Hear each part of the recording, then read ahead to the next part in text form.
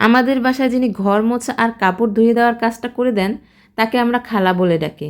আমার বাচ্চারা ওনাকে ডাকে আপে। বাচ্চারা খালাকে এত পছন্দ করে যে সকালবেলা খালা এসে দরজায় নক করলে তারা আপি এসেছে বলে চিৎকার করতে করতে দৌড়ে তার কাছে যায়। খালা আমাদের বিল্ডিংয়ের অন্য একটা ফ্লোরেও কাজ করেন। একদিনের ঘটনা, খালা পরপর 2 দিন কাজে আসতে পারেননি। অন্য যাদের বাসায় খালা কাজ করেন সেই বাসার একটা ছোট ছেলে আমার বাসায় আসলো খালার খোঁজ নিতে। তো দরজায় নক করার পর দরজা খুলতেই ছেলেটা বলল, আঙ্কেল বুয়া কি এসেছে আপনাদের বাসায়? সেদিন আমার ছেলেটা আমার পাশে দাঁড়ানো ছিল। নিচের ফ্ল্যাটের ছেলেটার মুখে শোনা বুয়া শব্দটা তার মাথায় গেঁথে গেল। ছেলেটা চলে যাওয়ার পর আমার ছেলে আমাকে জিজ্ঞেস করলো, আম্মু বুয়া মানে কি? আমি একটু অপ্রস্তুত হয়ে গেলাম, কারণ সচেতনভাবেই আমি আমার ছেলে মেয়েদেরকে এই শব্দটার সাথে পরিচয় করাইনি। বুয়া শব্দটা হয়তো বা খারাপ না, কিন্তু মানবিক দিক বিবেচনা করতে গেলে এই শব্দটা ব্যবহার না করাই শ্রেয়। ঠিক তেমনিভাবে আমাদের বাসায় যারা ময়লা নিতে আসে তাদেরকে আমরা কি বলে ডাকি?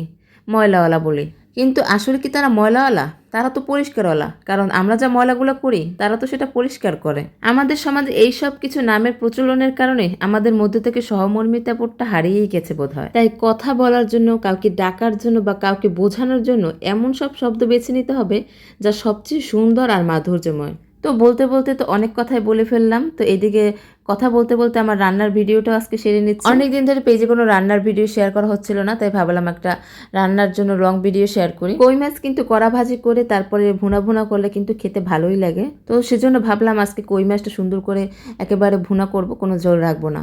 তো এদিকে তো কই মাছ ভুনা করা হয়ে গেছে। তারপরে আমি এখানে ডাল বসিয়ে দিয়েছিলাম চুলাতে। তারপরে ভাবলাম ফ্রিজে একটা আনার আছে, তো আনারটা কেটে বাচ্চাদের সামনে দিই।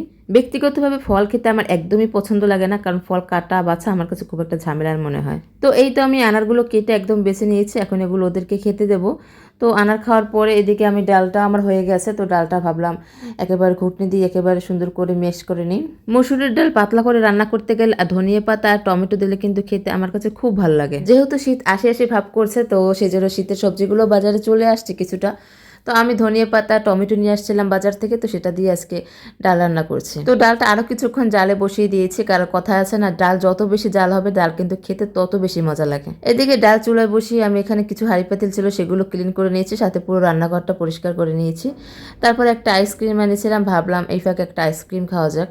নতুন কিছু বের হলে আর সেটা এক খেতে না পারলে একদমই ভালো লাগে না। তো এটা কিন্তু নতুন এসেছে পেস্তা কুলফি জায়ান্জির। তো এটা আমি অনেক জায়গায় খুঁজছিলাম কিন্তু পাইনি, তারপর অবশেষে খুঁজতে খুঁজতে পেয়ে গেলাম।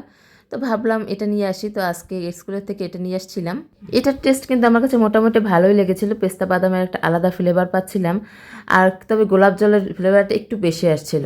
রান্না করতে করতে কিছু খেতে না পারলে একদম কেমন জানি ভালোই লাগে না। তো রান্নার মাঝখানে ব্রেক দিয়ে কিছুটা খাওয়া দাওয়া করে নিলাম। তারপর এই যে পেঁয়াজ বেরেস্তা করে নিয়ে এখানে ডালটা সুন্দরভাবে ফোড়ন দিয়ে নিচ্ছি। তো এইটি ছিল আমার ছোটোখাটো একটা মিনি ব্লগ। তো কেমন হলো আজকে রান্না বান্না সেটা অবশ্যই জানাবেন। সবাই ভালো থাকবেন, সুস্থ থাকবেন, ধন্যবাদ।